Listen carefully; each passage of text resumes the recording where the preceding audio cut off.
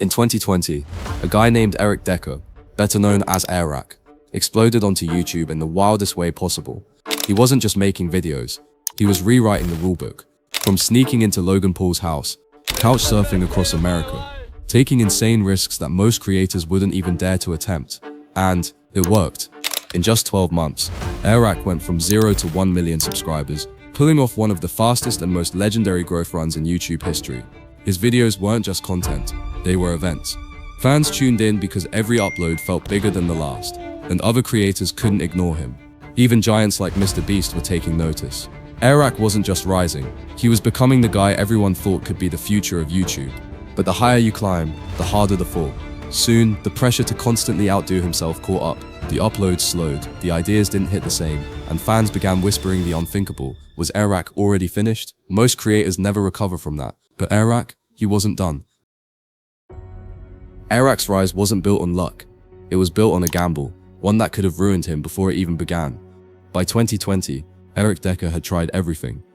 Businesses, hustles, side jobs, but nothing worked. He was broke, living with almost nothing left in his bank account. For most people, that's where the dream ends. But for Eric, it was where the dream finally began. He went all in on YouTube, no backup plan, no steady income, just one insane belief. If I risk it all, maybe I can make it.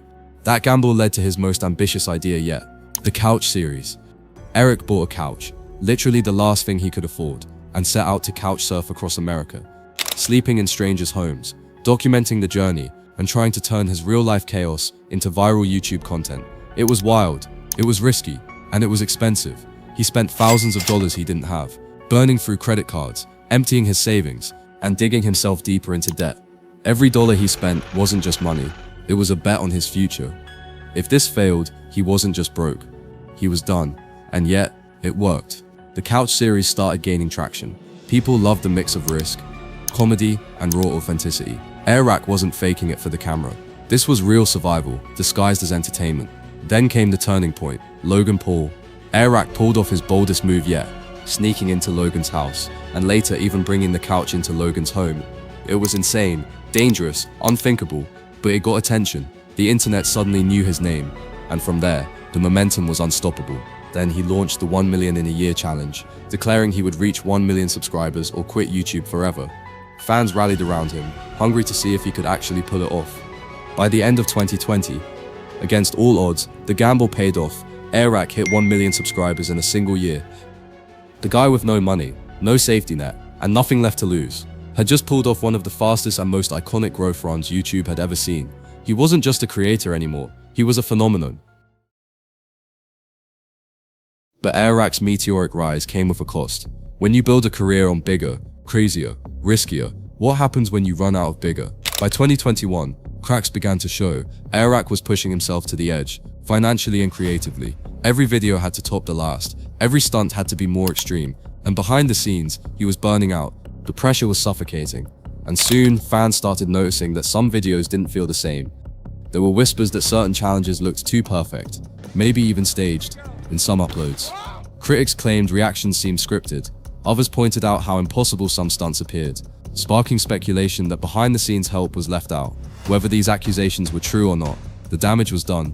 And when the audience starts questioning if what they're watching is real, trust begins to crumble.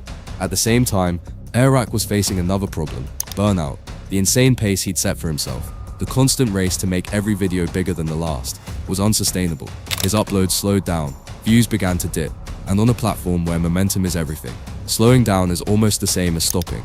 Meanwhile, other creators were exploding. Mr. Beast was scaling to impossible levels. Ryan Trahan was becoming the internet's favorite underdog. New challenges were climbing every month, and compared to them, Airrack's channel started to look like it was falling behind. The very fans who had once seen him as the future of YouTube were now asking if maybe he'd already peaked. It wasn't just about numbers, it was about narrative. To the audience, it seemed like Airrack's story had already been told. The rise of the crazy underdog who bet everything, only to burn out before reaching the top. For a moment, it looked like Airrack might not come back from this. Just when it seemed like Airrack's story was over, he proved everyone wrong. Instead of quitting, instead of fading into irrelevance like so many creators before him, Airrack reinvented himself. When he was at his lowest, his channel was struggling to break past 15 million subscribers. The hype had cooled, and people genuinely thought he was done. But today, he's closing in on 17 million subscribers. So how did he do it? The answer came in one of the smartest pivots we've seen on YouTube in years, the sneaking into people's stream series. It was genius. Think about it. Airrack's entire brand has always been built on risk, creativity, and chaos. But instead of blowing insane amounts of money or staging massive stunts that weren't sustainable, he found a format that was scalable, relatable, and endlessly entertaining. By sneaking into streams, he combined comedy, tension, and creativity in one simple package. The stakes felt real again, the content was fresh but still true to who he was, and most importantly, it was repeatable. The algorithm started pushing his new series like wildfire. His subscriber count skyrocketed. The comment sections that once doubted him now filled with praise. From being nearly broke, doubted, and overshadowed, to building one of the most loyal fan bases on the platform, Airrack pulled off something almost no creator ever does. He redeemed himself. And in many ways, his comeback is even more impressive than his original rise, because it wasn't luck, it wasn't hype, it was strategy, creativity, and the refusal to give up. Airrack isn't just relevant again, he's bigger than ever.